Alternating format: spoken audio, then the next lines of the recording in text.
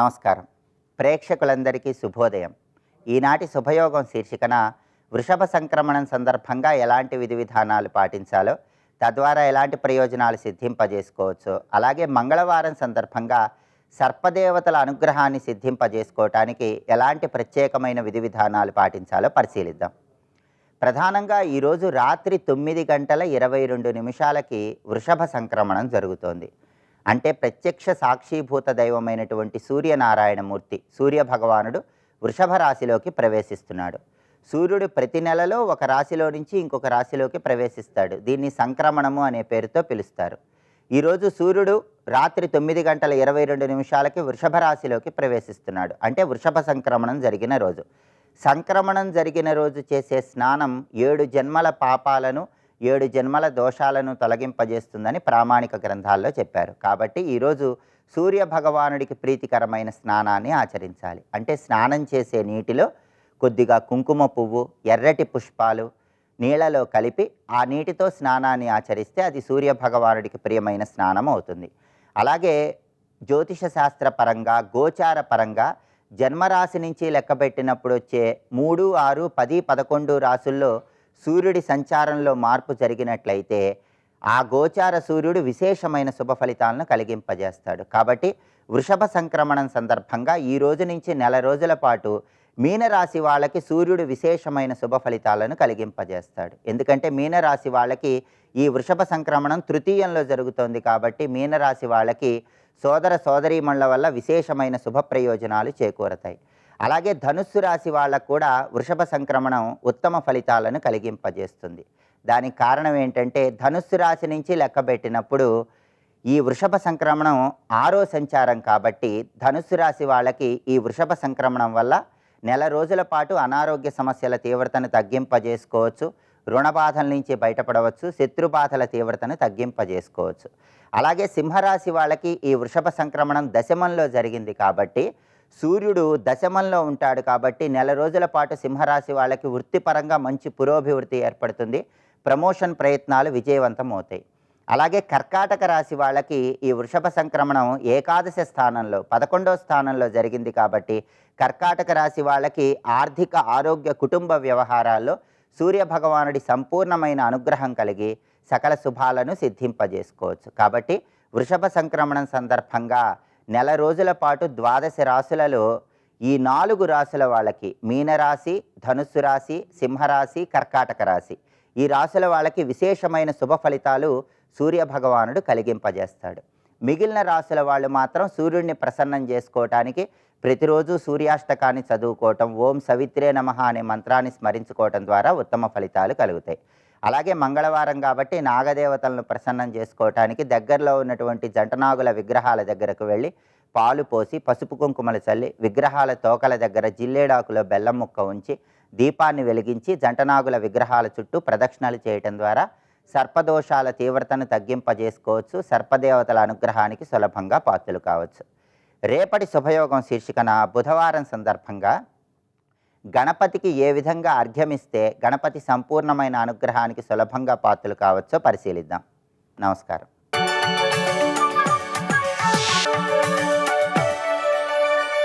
నందకిశోర నవనీత చోర నాద విహార శ్రీధర నందకిశోర నవనీత చోర నాద విహార శ్రీధర. నరక తిర్యగాది లక్షణం అన్నాడు ఇక్కడ. అనిష్టఫలం అంటే నరక తిర్యగాది లక్షణం. అనిష్టఫలం అనే మాటకి పాపము వల్ల వచ్చే గతి ఏమిటయ్యా అంటే నరకం. రెండవది తిర్యక్ జన్మలు. తిర్యక్ జన్మలు అంటే వెన్నుముక అడ్డంగా ఉన్న జన్మలు, అంటే పశుపక్షాది జన్మలు. ఇవి వస్తాయండి పాప పరంగా వచ్చేవి. ఇష్టం దేవాది లక్షణం అన్నారు. ఇష్టం అంటే దేవలోకములు, దేవత్వము. ఇది ఇష్టఫలం. ఎందుకంటే అక్కడ కేవల సుఖం ఉంటుంది, ఇక్కడ కేవల దుఃఖం ఉంటుంది. నరకం అన్నా నరాన్ క్రందయతే ఇది నరకం. నరుల్ని ఏడిపిస్తుంది కనుక నరకం అని పేరు. ఏడిపించేది నరకం కనుక ఇప్పుడు తెలిసిపోయింది కదా. అనిష్టఫలం అంటే ఈ పాప ఫలంగా తర్వాత వచ్చే జన్మలు ఇవి. ఇష్టఫలం అంటే దేవాది లక్షణం. మిశ్రం ఇష్ట అనిష్ట సంయుక్తం. ఆ జన్మలు ఏంటంటే మనుష్య లక్షణం అన్నాడు ఇక్కడ. మనుష్య జన్మలు అంటేనే ఇష్టానిష్ట ఫలం అనుభవించడానికి వచ్చిన జన్మ అండి, ఇది తెలుసుకోవాలి ఇక్కడ. నువ్వు దేవతల్లా ఎప్పుడు సుఖం ఉండంటే నీకు ఎక్కడొస్తుంది? నీ శరీరమే దేవశరీరం కాదు.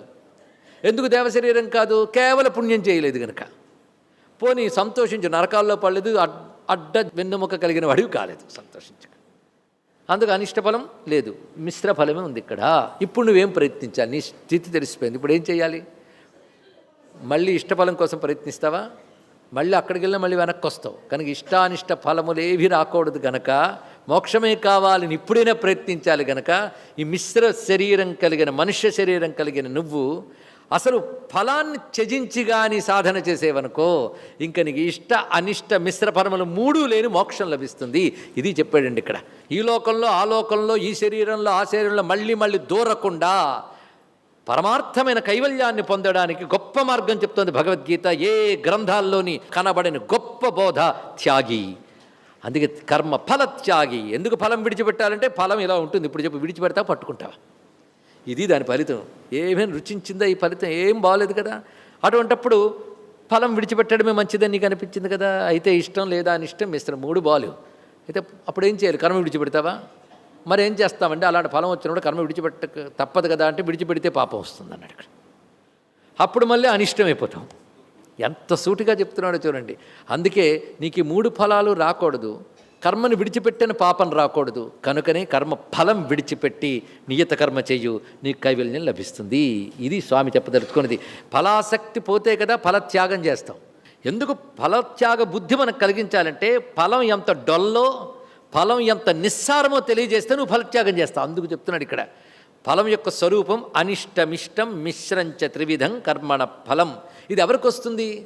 ఈ మూడు ఫలాలు ఎవరికి వస్తుంది? భవత్యత్యాగినాం. ఒకటే మాట చెప్పాడు. ఈ మూడు ఫలాలు ఎవరికి లభిస్తుందంటే ఫలత్యాగము చెయ్యని వాడికి మూడు లభిస్తాయి. అంతే కదా ఇక్కడ. భవతి అత్యాగినాం ప్రేత్య. ఎప్పుడు ప్రేత్య మరణానంతరం అన్నాడు ఇక్కడ. ఈ జన్మలో నువ్వు తనివి తీర ఫలాకాంక్షతో కర్మ చెయ్యగా ప్రేత్య మరణానంతరం నువ్వు చేసే పాపపుణ్య కర్మలు బట్టి మూడే గతులు అనిష్టమిష్టం మిశ్రంచ. నతు సన్యాసినాం క్వచిత్. సన్యాసికి ఎట్టి పరిస్థితుల్లోనూ ఈ మూడు ఫలాలు లభించవు. సన్యాసి అంటే పరమార్థత విడిచిపెట్టిన సన్యాసికి అంతే. అదేవిధంగా సాత్విక త్యాగం చేసి ఫలత్యాగ బుద్ధితో అనాసక్తితో ఎవడైతే కర్మను ఆచరిస్తాడో వాడికి కూడా అని అర్థం చెప్పుకోవచ్చు. కానీ భగవత్పాల్ వారు అంటారు ఇక్కడ నతు పరమార్థ సన్యాసినాం పరమహంస పరివ్రాజకానాం కేవల జ్ఞాననిష్టానాం క్వచిత్ అన్నమాట రాశాడండి ఇక్కడ. కేవల జ్ఞాననిష్ఠులైన పరమార్థ సన్యాసులకి క్వచిత్ నా, ఎట్టి పరిస్థితుల్లోని మూడు ఫలాలు రావట.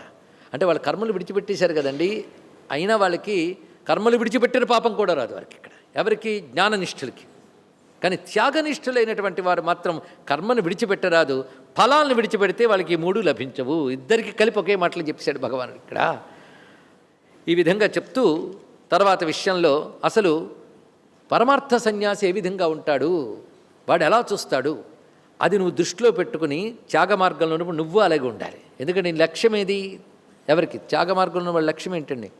మోక్షం. మోక్షం అంటే ఏమిటి?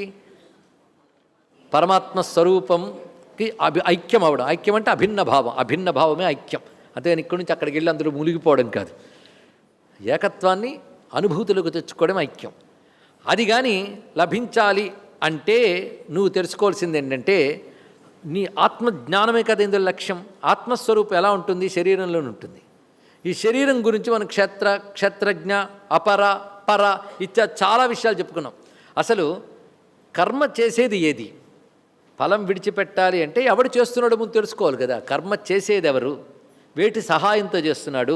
ఈ ఎరుక నీకు కలిగితే ఇక్కడ కర్మయోగం యొక్క సంపూర్ణ స్వరూపం 18వ అధ్యాయంలో ఆవిష్కరిస్తున్నాడు. ఎందుకంటే 17 అధ్యాయాలు వినగా బుద్ధికో పదునొచ్చింది, సులభంగా గ్రహించగలిగే శక్తి వచ్చింది అనుకుందాం.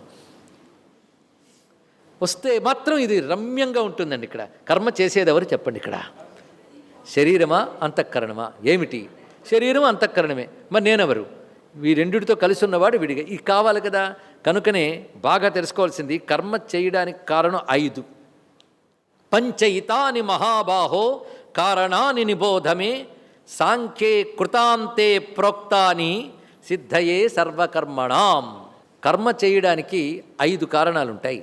వాటిని ఇప్పుడు చెప్పబోతున్నాను విను. ఇది ఎక్కడ చెప్పబడ్డాయంటే కృతాంతే సాంఖ్యే ప్రోక్తాని, సాంఖ్యమునందు చెప్పబడ్డాయి. సాంఖ్యమనగా కపిల సాంఖ్యం కాదు, వేదాంతం అని అర్థం. అది స్పష్టం చేయడానికి కృతాంతే అని మాట వేశారు చూడండి. అసలు కృతాంతుడు అంటే యముడిని పేరండి. కృతమైన దాన్ని అంతా అంతం చేసేస్తాడు, తయారైన ప్రపంచాన్ని నాశనం చేసేస్తాడు. కానీ కృతాంతుడు ఆ అర్థం ఇక్కడ తీసుకోకూడదు.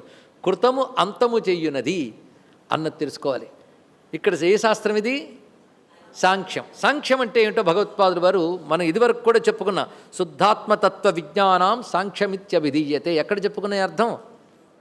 2వ అధ్యాయంలో చెప్పుకున్నాం. శుద్ధ ఆత్మతత్వ విజ్ఞానం. శుద్ధాత్మ అంటే కల్తీ కాని ఆత్మట. అంటే కల్తీ ఆత్మ, కల్తీ కాని ఆత్మలు ఉంటాయండి? 2 ఉంటాయండి బాబు. అంటే దేహము, మనస్సు, ప్రాణం వీటితో కలిపేసి ఆత్మను చూస్తే కల్తీ ఆత్మ. దేహ ప్రాణములన్నింటినీ కూడా నడుపుతూ ఉన్నప్పటికీ దానికి అంటకుండా ఉండేది ఆత్మని తెలుసుకుంటే శుద్ధాత్మ. అది నా స్వరూపమని తెలుసుకునే జ్ఞానం పేరు వేదాంత జ్ఞానం. సులభమే, 3 మాటల్లో తేలిపోయింది ఇక్కడ. అందుకే శాస్త్రే తత్ సాంఖ్యం శుద్ధాత్మతత్వ విజ్ఞానం. దాని సాంఖ్యం ఎందుకన్నారు? దీనికి అర్థం చెప్పుకున్నాం. సమ్యక్ ఖ్యాతమితి సాంఖ్యం అని. ఇక్కడ కపిల సాంఖ్యంలో 24 తత్వాలు చెప్పారు. 24 సంఖ్యందు కనుక సాంఖ్యతత్వం. వేదాంతానికి సాంఖ్యం అని పేరు ఎందుకు? సమ్యక్ ఖ్యాతం, సంపూర్ణంగా చెప్పినటువంటి శాస్త్రం కనుక సాంఖ్యం అని పేరిట. కానీ భగవత్పాల్ వారు అంటారు దీన్ని కూడా సంఖ్యలతో చెప్పిన శాస్త్రం అని చెప్తే మాకు అభ్యంతరం లేదన్నాడు వేదాంతత్వాన్ని. ఎందుకంటే ఇది కూడా సంఖ్యతోనే చెప్తుందిట. అంటే కొన్ని విషయాలు తీసుకుని దాని గురించి బోధిస్తుంది. ఎలాగో జీవుడు, పరమాత్మ, అవిద్య, ఆత్మైక్యం, బంధం, మోక్షం అని కొన్ని తీసుకుని చెప్తుంది కదా. ఇప్పుడు ఎన్ని చెప్పుకున్నాం? 2, 3, 4, 5, 6 సంఖ్యగా. ఇలాగ వేదాంతాన్ని విభాగం చేసుకుని తెలుసుకుంటాం కనుక, ఇలా విభాగం చేసి శాస్త్రాన్ని మనకు చెప్తోంది కనుక దాన్ని కూడా వేదాంతాన్ని కూడా సాంఖ్యం అనొచ్చు అన్నారు 2 రకాలుగా. అటువంటి సాంఖ్యం దాని పేరు కృతాంతం. ఎందుకయ్యా దాని కృతాంతం అని పేరు పెట్టారు అంటే ఇది తస్యైవ విశేషణం, వేదాంతానికి విశేషణము కృతాంతము అన్నాడు ఇక్కడ. స్వస్తి.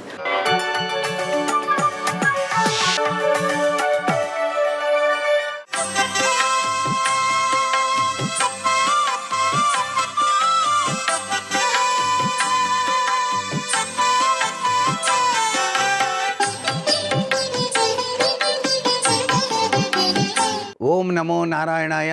ఓం నమః శివాయ. శ్రీమాత్రే నమః. ఈరోజు వైశాఖ శుద్ధ సప్తమి, విశిష్టవంతమైన సుదినం. వైశాఖ స్నానం పరమ పవిత్రవంతమైనది. దానికి తోడుగా సప్తమి తిథి ఆదిదేవ నమస్తుభ్యం ప్రసీద మమ భాస్కర అంటూ సూర్య భగవాన్ని ధ్యానం చేయవలసినటువంటి సుదినం. సూర్యుడు నమస్కార ప్రియుడు కాబట్టి సూర్య నమస్కారాలు ఆచరిస్తూ సూర్య భగవానికి రాగి చెంబులో నీళ్లు పోసి కుంకుమ పసుపు వేసి ఎరుపు రంగు పుష్పం వేసి 3 సార్లు ఓం సవిత్రే నమః అంటూ లేక ఓం ఘృణి సూర్య ఆదిత్యోం అంటూ అర్ఘ్యప్రదానం ఇవ్వాలి. ఈరోజు ఎవరైతే సూర్య భగవానికి అర్ఘ్యప్రదానం ఇస్తారో, సూర్య మంత్రాన్ని అనుష్ఠానం చేస్తారో వారికి ఆరోగ్యం భాస్కరాది చేతన చందంగా కంటికి, హృదయానికి సంబంధించినటువంటి రుగ్మతలన్నీ తొలగించబడతాయి. ఆరోగ్యప్రదమైనటువంటి జీవన విధానాన్ని కొనసాగించడానికి సూర్య భగవానుడు సహకరిస్తాడు. అంతేకాకుండా స్త్రీలకు సౌభాగ్యాన్ని కూడా ప్రసాదిస్తాడు. పురుషులకు దీర్ఘాయుష్తో పాటు ధనవృద్ధి కలిగింపచేయడానికి కూడా సూర్య భగవానుడు తన దివ్యవంతమైన అనుగ్రహాన్ని ప్రసాదిస్తాడు. అందుకే ఆ స్వామిని ఆ యొక్క తూర్పు దిశలో నిలబడి చూస్తూ ఆ ప్రత్యక్ష సాక్షీభూత దైవానికి పరిపూర్ణంగా హృదయపూర్వకంగా నమస్కారం చేస్తూ జయ సదా సవితృమండల మధ్యవర్తి నారాయణ సరసిజాసన సన్నివిష్ట కేయూరవాన్ మకర కుండలవాన్ కిరీటి హరిహర ఓపోధృత శంఖచక్ర అంటూ నమస్కారం చేస్తేనే చాలు. నమస్కార ప్రియుడైనటువంటి సూర్య భగవానుడు తన అద్వితీయమైనటువంటి అనుగ్రహాన్ని ఇస్తాడు. అంతేకాదు మన జీవితంలో తిండికి లోటు లేకుండా అక్షయ పాత్ర లాంటి అమృతతత్వాన్ని మనకు ప్రసాదిస్తాడు స్వామివారు. ఈ సప్తమి తిథి అంత గొప్పది. ఈ తిథి నాడు ఎవరైతే నిష్ఠగా ఆదిత్య హృదయ పఠనం చేస్తారో, ఆదిదేవునికి సంబంధించిన మూల మంత్రాన్ని పఠిస్తారో వారికి అద్వితీయమైనటువంటి ప్రభావం వచ్చి తీరుతుంది సూర్య భగవాని యొక్క దివ్యవంతమైన అనుగ్రహం వలన. సర్వే జనా సుఖినో భవంతు.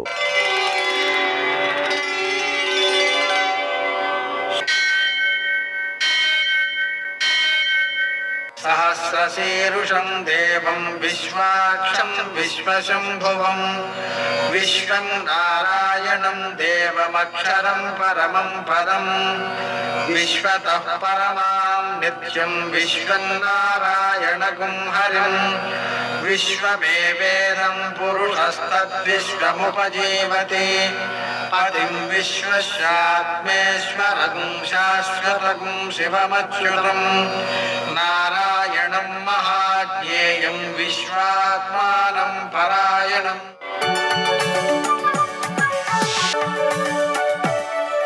सूर्यशौर्यमथेन्दुरिन्द्रपदवी सन्मङ्गलं मङ्गलम्. మర్కటేశ మహోత్సాహ సర్వశోక వినాశన శత్రువును సంహరమాన్ శ్రియందాపయమే ప్రభు. నేటి కాలమాన విశేషాలను గమనిద్దాం. స్వస్తి శ్రీ చాంద్రమాన క్రోధినామ సంవత్సరం ఉత్తరాయణం వసంత ఋతువు వైశాఖ మాసం శుక్లపక్షం మంగళవారం. సూర్యోదయం 5:48 సూర్యాస్తమయం 6:37. తిథి సప్తమి తెల్లవారుజామున 4:20 వరకు. నక్షత్రం పుష్యం మధ్యాహ్నం 1:08 వరకు. వర్జం రాత్రి 3:10 నుంచి 4:55 వరకు. దుర్ముహూర్తం ఉదయం 8:22 నుంచి 9:13 వరకు. మరల రాత్రి 11:05 నుంచి 11:50 వరకు. అమృతకాలం ఉదయం 6:15 నుంచి 7:59 వరకు. రాహుకాలం మంగళవారం కాబట్టి మధ్యాహ్నం 3 నుంచి 4:30 వరకు. అష్టకవర్గ రీత్యా శుభప్రదమైన సమయం ఉదయం 10 గంటలకు. నేటి విశేషం కన్యాకుమారి అవతారం. ఆమెను ఆరాధించుకోవడం ద్వారా సకల శ్రేయస్సులు కలుగుతాయి. అలాగే జాహ్నవీ రూపంలో గంగావతారం. అదేమిటి అంటే భగీరథుడు గంగను తీసుకొస్తూ ఉన్నాడు. జహ్ను మహర్షి తపస్సు చేసుకుంటూ ఉంటే ఆ ఆశ్రమం మీదుగా ఈ గంగ వచ్చేస్తుంటే ఆ జహ్ను మహర్షి గంగను తాగేశాడు. వెనకాల గంగ రావట్లేదని మళ్ళీ భగీరథుడు వెళ్ళి చూసుకుంటే జహ్ను మహర్షిలో ప్రవేశించేసింది ఆవిడ. ఆయన గారు మళ్ళీ భగీరథుడు, మా పితృదేవతల కోసం తెచ్చుకున్నానండి గంగ, నాకు మళ్ళీ ప్రసాదించండి అని చెప్పి ప్రార్థించాడు. అప్పటి నుంచి జాహ్నవి అయింది. అంటే జహ్ను మహర్షి చెవిలోంచి ఇది ప్రవహించిందనమాట. అందుకని జాహ్నవి అయింది. ఆ గంగావతారం కాబట్టి ఆమెను స్మరించుకోవడం, గంగా స్నానం చేయడం ఇవన్నీ కూడా సత్ఫలితాలను అందజేస్తాయి. విద్యారణ్య స్వామి జయంతి సందర్భంగా ఆయన ధర్మరక్షణ కోసం ఎటువంటి నియమాలను పాటించారో వాటిని గుర్తు చేసుకుని వారిని ఆరాధించుకోవడం మంచిది. అలాగే ఈరోజు వృషభ సంక్రమణం. ఈ వృషభ సంక్రమణం సంబంధించి విష్ణుపద పుణ్యకాలం ఉదయం 11 గంటల నుంచి సాయంత్రం 5:50 వరకు ఉంది. ఆ కారణంగా ఆ సమయంలో చేసేటువంటి నదీ స్నానం, పితృదేవతారాధన, దానం ఇవన్నీ కూడా అత్యుత్కృష్టమైనటువంటి ఫలితాన్ని ఇస్తాయి. అలాగే ద్వాపర యుగాంతం కూడా ఉంది. ఆ కారణంగా ద్వాపర యుగాంత శ్రార్థం, సంక్రమణ ప్రయుక్త శ్రార్థం రెండిటినీ కూడా మనం ఆచరించాల్సినటువంటి అవసరం ఉంది. తర్వాత ప్రదోషం కూడా ఉన్నందువలన ఆ ప్రదోష సమయంలో శంకరారాధన వలన అత్యంత సత్ఫలితాలు సిద్ధిస్తాయి. ఈ మహాజయా యోగం అని ఒకటి ఉంది ఈ రోజున. ఆ యోగం యొక్క ప్రభావం చేత స్నాన దాన పితృశ్రార్థాదులన్నీ కూడా కోటి గుణితమైన సత్ఫలితాన్ని అందజేస్తాయి, అక్షయ ఫలితాన్ని ఇస్తాయి. హోమమైన, దేవతార్చనైన, జపమైన, దానమైన, స్నానమైన కూడా అలా సకల శుభాలను చేకూర్చేటువంటి విశేష పర్వదినం కాబట్టిది ఈ సమయాన్ని పూర్తి సద్వినియోగం చేసుకోవడం మంచిది. మంగళవారం సందర్భంగా రుణమోచక గణేశ స్తోత్రం, శ్రీ గణేశ రుణం చింది అనే మంత్రం, రుణమోచక అంగారక స్తోత్రం, రుణమోచక నృసింహ స్తోత్రం ఇవన్నీ కూడా అప్పులు తీర్చడానికి బాగా పనిచేస్తాయి, తొందరగా అప్పులు తీరిపోతాయి. అదేవిధంగా మంగళవారం కాబట్టి ఆంజనేయ స్వామి యొక్క ప్రార్థన, పూజ, హనుమాన్ చాలీసా పారాయణ, అప్పాలు నివేదన ఇవన్నీ కూడా విజయాలను అందిస్తాయి. నేటి ఆణిముత్యాలు.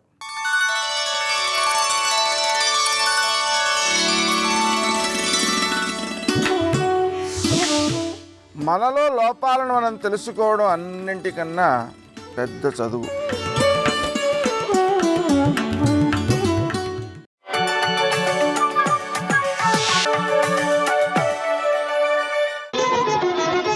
జయ జయ జయ జయ జయ శ్రీ హనుమా, జయ జయ జయ జయ ప్రభుదయ గనుమా. మాషరాశ ప్రతీకాశం నిశ్వసంతం భుజంగవత్ గాంగే మహతితోయాంతే. గంగలో స్నానం చేసి వస్తున్న ఏనుగులో ఉన్నాడు. అంటే పడుకున్నాడు కాబట్టి ప్రశాంతంగా ఉన్నాడు. లేచాడా దుమ్మోసుకుంటాడు, మళ్ళీ ఎవరి మీదకో యుద్ధానికి వెడతాడు, ఎక్కడో లోకనాశనం చేస్తాడు, ఎవరినో ఎత్తుకొస్తాడు, ఏదో ఇబ్బంది పెడతాడు, లేకపోతే ప్రశాంతత ఉండదు వాడికి. కాబట్టి గాంగే మహతితోయాంతే ప్రసుప్తమివ కుంజరం. నిద్రపోతున్న ఏనుగు ఎలా ఉంటుందో అలా ఉన్నాడు. అక్కడతో సరిపోలేదు. సంభతౌ పరిఘాకారౌ వృత్తౌ కరికరోపమౌ విక్షిప్త శైనీ శుభ్రే పంచశీర్షా వివోరగౌ. ఏనుగు యొక్క తొండం ఎలా ఉంటుందో ఈ చేతులు అలా ఉన్నాయి. ఈ వేళ్ళు చివర చూస్తే ఏదో చెయ్యిలా పెట్టుకుని నిద్రపోతున్నట్టు లేడు. 5 తలల పాములు 2 పడుకుంటే ఎలా ఉంటుందో అలా ఉన్నాడు. ఆయన రోమకూపాల్లోంచేస్తున్నటువంటి తేజస్సు చేత కొట్టబడ్డారా అన్నట్టుగా దగ్గరకి కూడా వెళ్ళలేక స్తంభం నుంచి చూసి తెల్లబోయారు. ఏమి తేజస్సు రాయి రావణాసురుడిది అని. అక్కడి నుంచి సీతమ్మ ఇక్కడ లేదు, వెతకాలి కదూ. అందుకని లంకాపట్టణం అంతా అన్వేషించేశారు. ఎక్కడా సీతమ్మ కనపడలేదు.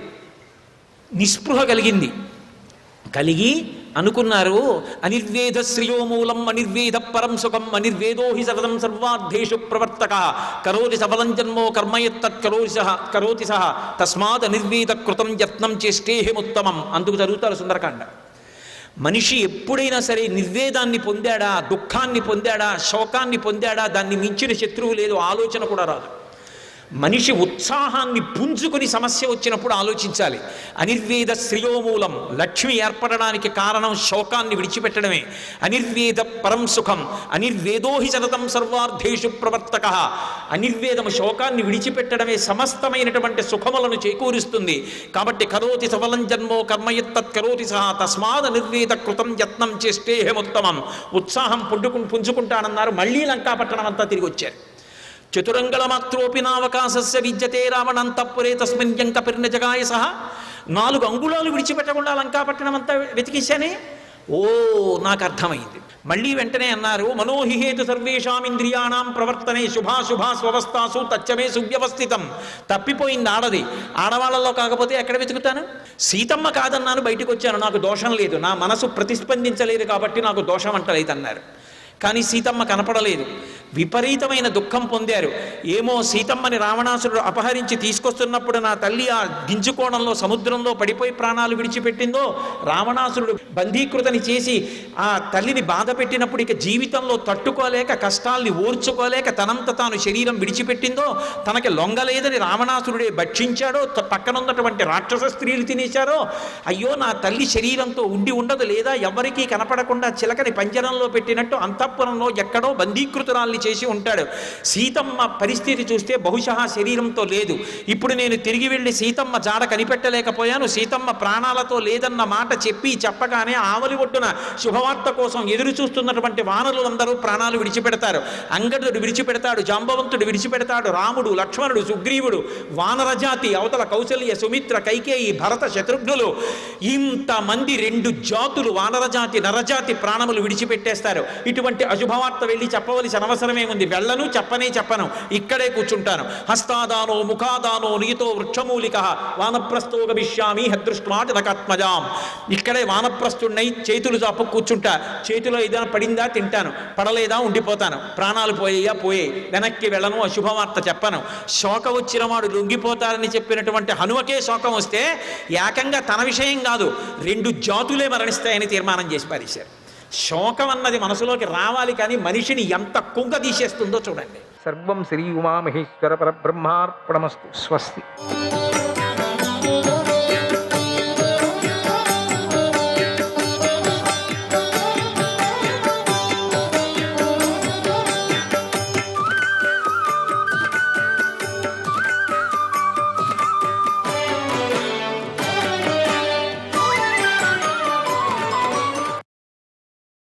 సంజయుడు ధృతరాష్ట్రుడికి ఇలా చెప్పాడు, ఓ మహారాజా, దుర్యోధనుని మాటలు విని శల్యుడు ఇలా అన్నాడు, ఓ దుర్యోధన, నువ్వు కృష్ణార్జునులను రతికులలో శ్రేష్ఠుడని భావిస్తున్నావు.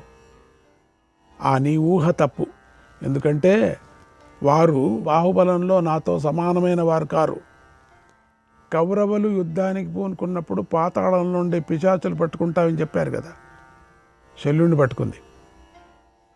యుద్ధంలో దేవ రాక్షస మనుష్యులతో కూడినటువంటి ఈ భూమండలం అంతా నాతో ఒకేసారి యుద్ధానికి వచ్చినా పర్వాలేదు, నేను వారితో సులభంగా యుద్ధం చేస్తాను. ఇక నాకు ఈ పాండవులు ఎంతటి వారు, అదే దెయ్యం పట్టుకుంది నిజంగా కూడా.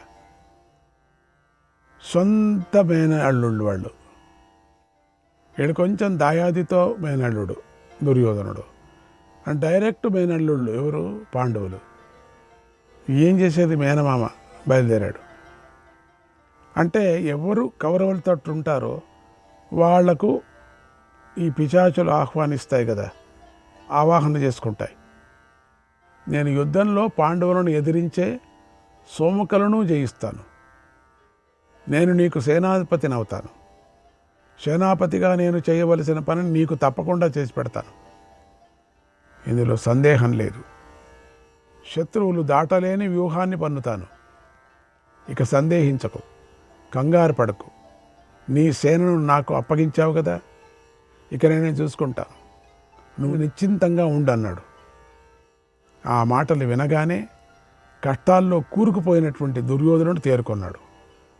ఇక ఆలస్యం చేయకుండా యథావిధిగా శల్యుణ్ణి సేనాధిపతిని చేసేశాడు.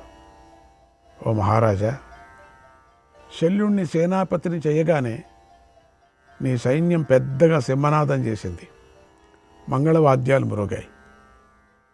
మద్రదేశ యోధులు మహారథులు ఎంతో ఆనందిస్తూ ఇలా శల్యుణ్ణి మెచ్చుకున్నారు. ఓ శల్య, చిరంజీవిక, యుద్ధంలో నీకు ఎదురైన శత్రువులను జయించు. నీ భుజబల సహాయంతో ధృతరాష్ట్రపుత్రులు శత్రువులను సంహరిస్తారు, ఈ భూమిని శాసిస్తారు అని వీరులందరూ శల్యుణ్ణి మెచ్చుకున్నారు. ఆ మాటలు విని శల్యుడెంతో ఆనందాన్ని పొందాడు. దుర్యోధనుడితో ఇలా అన్నాడు, ఓ రాజా, నేను ఈ రోజున పాండవులతో కూడా పాంచాలను అందరినీ వధిస్తాను, లేదా నేనే చచ్చి స్వర్గానికి పోతాను. ఓ రాజా, నన్ను నమ్ము. నేను ఈ రోజున పాండవ సైన్యాన్ని యుద్ధంలో నలువైపులకు పరిగెత్తిస్తాను. నీకు సంతోషం కలిగేలాగా చేస్తాను. ద్రోణ భీష్మ కర్ణులను మించి యుద్ధం చేస్తాను. రణభూమిలో వేగంగా సంచరిస్తానన్నాడు. అలా శల్యుడు సేనాపతి కాగానే కౌరవ సైన్యంలో కర్ణుడు లేడనే బాధే కనిపించలేదప్పుడు. సైనికులందరూ శల్యుడిని చూసి చాలా సంతోషించారు. పాండవులిక ఈ శల్యుడి చేతిలో మరణించినట్లే అని భావించారు. తర్వాత నీ సైన్యమంతా ఎంతో ఉల్లాసంగా శాంతిగా ఆ రాత్రి చక్కగా నిద్రపోయింది. నీ సేన సంతోషంగా ఉత్సాహంగా చేస్తున్న ధ్వనులను విని ధర్మరాజు రాజులందరూ వింటూ ఉండగా శ్రీకృష్ణుడితో ఇలా అన్నాడు, ఓ మాధవ, శల్యుణ్ణి సకల సైన్యాలు పూజిస్తాయి. ఆ శల్యుణ్ణి దుర్యోధనుడు ఇప్పుడు సేనాధిపతిగా చేశాడు. ఓ కృష్ణ, నువ్వే మాకు నాయకుడవు, మమ్మల్ని రక్షించేవాడు కనుక నేను చెప్పిన విషయాన్ని ఆలోచించు. తర్వాత ఏం చేయాలో దాన్ని చెయ్యన్నాడు. ఆ మాటలు విని కృష్ణుడు ఇలా అన్నాడు, ఓ ధర్మరాజా, శల్యుడు ఋతాయన పుత్రుడు. అతడి గురించి నాకు బాగా తెలుసు. అతడు పరాక్రమవంతుడు, తేజస్సు కలవాడు, విశేషించి మహాత్ముడు, బుద్ధిశాలి, విచిత్రంగా యుద్ధం చేస్తాడు, నేర్పుగా అస్త్రాలను ప్రయోగిస్తాడు, శస్త్రాలను ప్రయోగిస్తాడు. యుద్ధంలో భీష్మ ద్రోణ కర్ణులతో సమానమైన వాడు.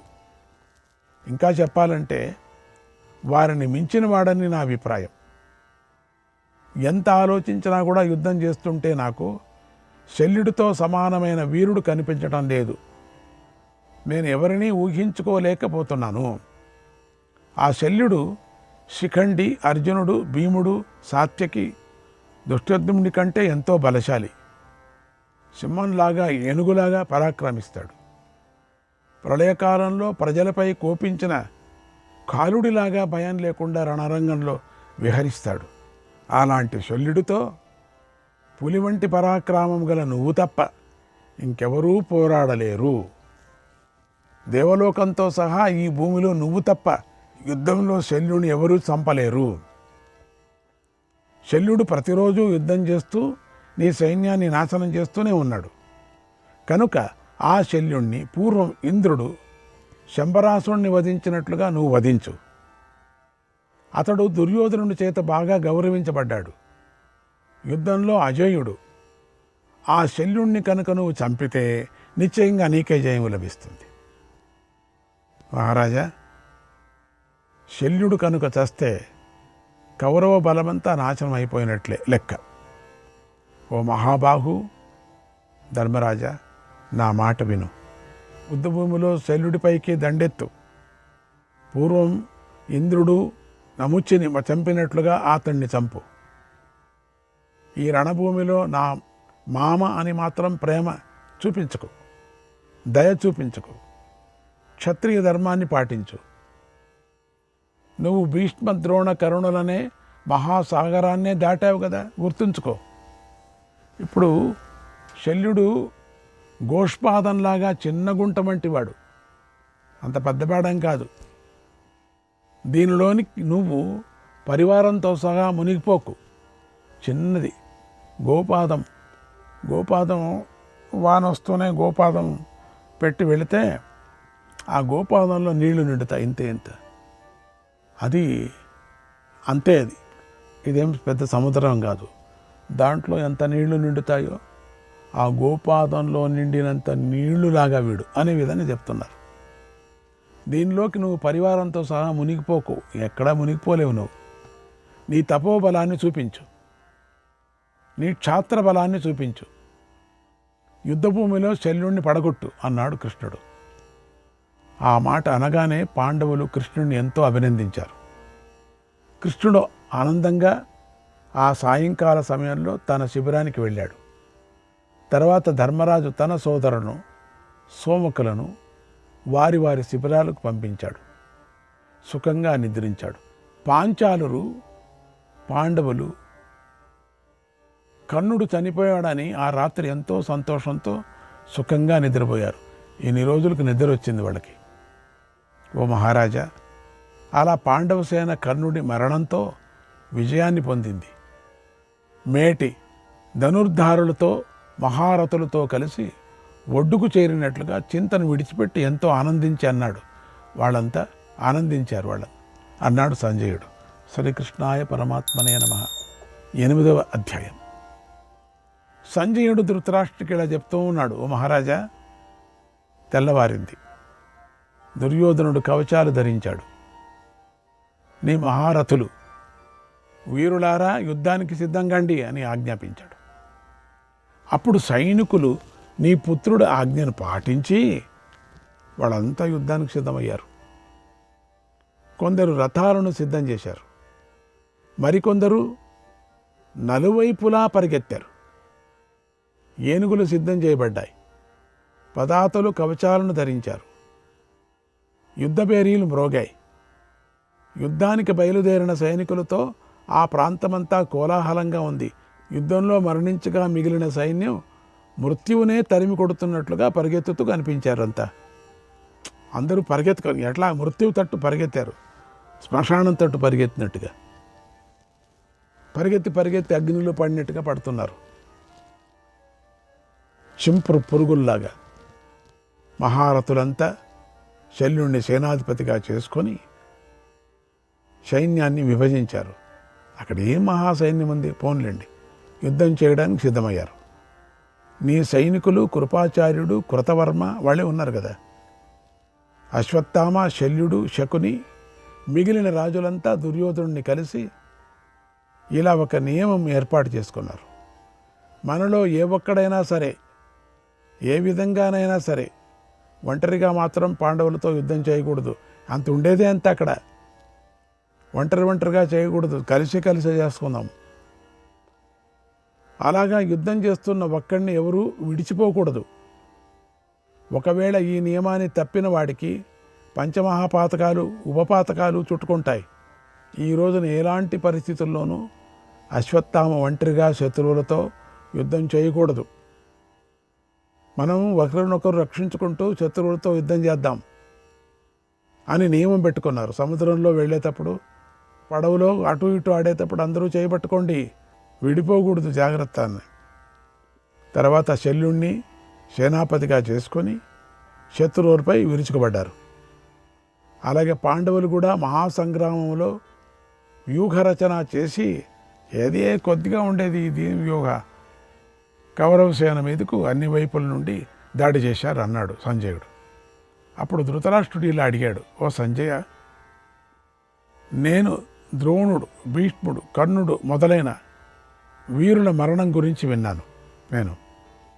ఇప్పుడు ధర్మరాజు చేతిలో శల్యుడు ఎలా చనిపోయాడో చెప్పు, భీముడి చేతిలో దుర్యోధనుడు ఎలా మరణించాడో చెప్పు అని అడిగాడు. అప్పుడు సంజయుడు ఇలా చెప్పాడు, ఓ మహారాజా, యుద్ధంలో సైనికులు, ఏనుగులు, గుర్రాలు కూడా ఎలా వధించబడ్డాయో చెబుతున్నాను విను. యుద్ధంలో భీష్మ, ద్రోణ, కర్ణులు మరణించాక శల్యుడు పాండవులందరినీ వధిస్తాను అని నీ పుత్రులకు అందరికీ ఆశ పుట్టించాడు. ఆ బలమైన ఆశను పెట్టుకొని నీ పుత్రులు శాంతి పొందారు. శల్యుణ్ణి ఆశ్రయించి తమకు రక్షకుడు ఉన్నాడని భావించారు. శల్యుడు వెంటనే సర్వతోభద్రం అనేటువంటి వ్యూహాన్ని రచించాడు. తన గొప్ప రథాన్ని ఎక్కాడు. విచిత్రమైన ధనుస్సును మ్రోగిస్తూ పాండవుల మీదకి వచ్చాడు. అలా రథంతో కూడిన శల్యుడు నీ పుత్రుల భయాన్ని పోగొడుతూ యుద్ధభూమికి బయలుదేరాడు. అప్పుడు ఆ శల్యుడు వ్యూహానికి ముఖభాగంలో ఉన్నాడు. అతడితో మద్రదేశ వీరులు, కర్ణపుత్రులు ఉన్నారు. వ్యూహానికి ఎడమ భాగంలో త్రిగర్త వీరులతో కలిసి కృతవర్మ ఉన్నాడు. దక్షిణ పార్శ్వభాగంలో శక, యవన సేనాలతో కలిసి కృపాచార్యుడు ఉన్నాడు. వెనుక భాగంలో కాంబోజ సైన్యంతో అశ్వత్థామ ఉన్నాడు. వ్యూహ మధ్య భాగంలో కురువీరులతో రక్షించబడుతున్న దుర్యోధనుడు ఉన్నాడు. అశ్వసైన్యంతో శకుని ఉన్నాడు. వారితో కలిసి శకుని పుత్రుడైన ఉలూకుడు సకల సైన్యంతో యుద్ధానికి సిద్ధంగా ఉన్నాడు. అలాగే పాండవులు కూడా వ్యూహరచన చేసి సైన్యాన్ని 3 విభాగాలుగా విభజించారు. నీ సైన్యాన్ని ఆక్రమించారు. దృష్టద్యుమ్నుడు, శిఖండి, సాత్యకి ఈ 3 శల్యుడి సేనను సంహరించడానికి సిద్ధంగా ఉన్నారు. ఆ తర్వాత ధర్మరాజు తన సైన్యంతో కలిసి శల్యుణ్ణి చంపే కోరికతో అతడిపై దాడి చేశాడు. మరోవైపున అర్జునుడు, కృతవర్మ, సంసప్తక గణం వాళ్ళ మీద వేగంగా దాడి చేశాడు. భీముడు, సోమకులు శత్రు సంహారాన్ని పూర్తి చేయాలని కృపాచార్యుని ఎదిరించాడు. నకుల సహదేవులు సేనలతో కలిసి శకుని, ఉలూకుణ్ణి, వారి సేనలను ఎదిరించారు. ఇలా రణభూమిలో నీ 10,000 మంది సైన్యం వివిధ ఆయుధాలను ధరించి కోపించి ఉన్నారు. వారు పాండవులను ఎదిరించారు. 10,000 మంది అంతే. ఓ 25 పోయింది. ఓ మహారాజా, మన శత్రువులు యుద్ధానికి సిద్ధమైనప్పుడు ఎంత సైన్యం మిగిలిందో చెబుతాను వినండి. ఇప్పుడు నీ పక్షంలో 11,000 రథాలు, 10,700 ఏనుగులు, 2 లక్షల గుర్రాలు, అంటే 3 కోట్ల పదాతి సేన మాత్రమే మిగిలిన్నాయి. అన్నీ వేసుకొని వచ్చారు. అటు ఇటు కుంటుకొని ఉండేది కూడా వేసుకొని వచ్చారు. అప్పుడే గాయాలన్నీ బాగా అయింది కూడా వేసుకొచ్చారు. కొంచెం తెగిందంతా వేసుకొచ్చారు. అది చేరి అంతా చెప్తున్నారు. అది కుంటుకొనే యుద్ధం చేస్తుంది. కొన్ని పాండవుల వద్ద 6,000 రథాలు, ఇప్పుడు తగ్గిపోయాయి. ఇక్కడ 6,000 ఏనుగులు, 10,000 గుర్రాలు, 2 కోట్ల పదాతి సేన మాత్రమే మిగిలిన్నాయి. ఓ రాజా, వీరే మళ్ళీ యుద్ధానికి సిద్ధమయ్యారు. ఇరుపక్షాల వారు ఇలా సేన విభాగం చేసుకున్నారు. తర్వాత సైనికులకు శల్యుడి సారథ్యంలో పాండవుల పైకి దండెత్తారు. అలాగే పాండవులు పాంచాల వీరులు వేగంగా యుద్ధానికి దిగారు. ఈ వీరులందరూ కూడా పరస్పరం చంపాలనే కోరికతో ఉన్నారు. తమ తమ సేనలతో కలిసి ప్రాతకాల సమయంలో యుద్ధభూమికి చేరుకున్నారు. తర్వాత నీ వారికి శత్రువులకు మధ్య ఒకరినొకరు చంపుకునే ఘోరమైన యుద్ధం ప్రారంభమైంది. అది అతి భయంకరంగా ఉంది, దారుణంగా ఉంది అన్నాడు సంజయుడు. శ్రీకృష్ణాయ పరమాత్మనే నమః. 9, 10 అధ్యాయం. సంజయుడు ధృతరాష్ట్రుడికి ఇలా చెప్పాడు, ఓ మహారాజా, కౌరవులకు సంజయులతో జరిగిన యుద్ధం ఎంత ఘోరంగా ఉంది. అదెంతో కౌరవులకు భయాన్ని కలిగించింది. వారి మధ్య గల పోరు దేవాసుర సంగ్రామంలాగా జరిగింది. నీ సేనంతా చల్లాచెదరైంది. ఓ మహారాజా, నకులుడు కర్ణపుత్రుడైన చిత్రసేనుడిపై దండెత్తాడు. వారిద్దరూ విచిత్ర ధనుర్ధారులు. వారి యుద్ధం ఘోరంగా సాగింది. తర్వాత నకులుడు సమస్త సైన్యం చూస్తూ ఉండగానే అమిత వేగంగా కదిలి చిత్రసేనుడి తలను నరికేశాడు. ఆ చిత్రసేనుడు సూర్యుడితో సమానమైన కాంతి గలవాడు. అతడి తల ఎంతో అందంగా ఉంది. అలాంటి తలను నకులుడు వేగంగా అతడి దేహం నుండి చేశాడు. చిత్రసేనుడు రథం వెనుక పడిపోయాడు. అది చూసి పాండవులు నకులుని మెచ్చుకున్నారు. పెద్దగా సింహనాదం చేశారు. అప్పుడు కర్ణపుత్రులైన సుషేణ, సత్యసేనులు తమ సోదరుడు మరణించినందుకు తీవ్రంగా కోపించారు. బాణవర్షాన్ని కురిపిస్తూ నకులుడిపై దండెత్తారు. నకులుడు చిరునవ్వు నవ్వి వేగంగా 4 పదునైన బాణాలను ప్రయోగించి సత్యసేనుడి గుర్రాలను చంపేశాడు. నకులుడు ఒక విశేష బాణాన్ని సత్యసేనుడిపై ప్రయోగించాడు. అది వేగంగా దూసుకొని వచ్చి సత్యసేనుడి వక్షస్థలాన్ని చీల్చేసింది. దాంతో అతడు శక్తిహీనుడై కొన ఊపిరితో కొట్టుకుంటూ రథం మీద నుండి కింద పడ్డాడు. అలా సోదరుడు కంటి ముందరే మరణించటాన్ని చూసి సుషేనుడు కోపించాడు. నేల మీద ఉన్న నకులుడిపైకి బాణవర్షాన్ని కురిపించాడు. నకులుడు కోపించి బాణవర్షాన్ని కురిపిస్తూ సుషేనుడిపైకి 4 వైపుల నుంచి దాడి చేశాడు. తర్వాత ఒక పదునైన అత్యంత వేగం గలది, తీక్ష్ణమైన అగ్రం గలది అయినటువంటి ఒక అర్ధచంద్రాకార బాణాన్ని కర్ణపుత్రుడి పైకి ప్రయోగించాడు. సైన్యమంతా చూస్తూ ఉండగానే ఆ బాణం సుషేనుడు శిరస్సును ఎగరగొట్టింది. ఇప్పటికీ ఆ సుషేనుడు కథ ఇప్పటికైందబ్బా. అప్పుడు నకులుడి చేతుల్లో సుషేనుడు నదీ వేగానికి విరిగి నేల మీద పడ్డ మహావృక్షంలాగా మరణించి నేలగూలాడు. కర్ణపుత్రుడు మరణించటాన్ని చూసి, నకులుడి పరాక్రమాన్ని చూసి నీ సేన భయంతో పారిపోయింది. అప్పుడు నీ సేనాపతి అయినటువంటి శల్యుడు నీ సేనను రక్షించాడు. ఇరుపక్షాల మధ్య యుద్ధం ప్రారంభమైంది. ఓ మహారాజా, ఆ మహాయుద్ధ సమయంలో నీ వారిని, పాండవులను కూడా గొప్ప భయం ఆవరించింది అన్నాడు సంజయుడు. శ్రీకృష్ణాయ పరమాత్మనే నమః. 11, 12, 13, 14, 15, 16 అధ్యాయాలు. సంజయుడు ధృతరాష్ట్రుడికి ఇలా చెప్పాడు, ఓ మహారాజా, యుద్ధభూమిలో ఘోర సంగ్రామం జరుగుతోంది. ఇరుపక్షాల సేనలు ఒకరినొకరు చంపుకుంటున్నాయి. శ్రీకృష్ణాయ పరమాత్మనే నమః.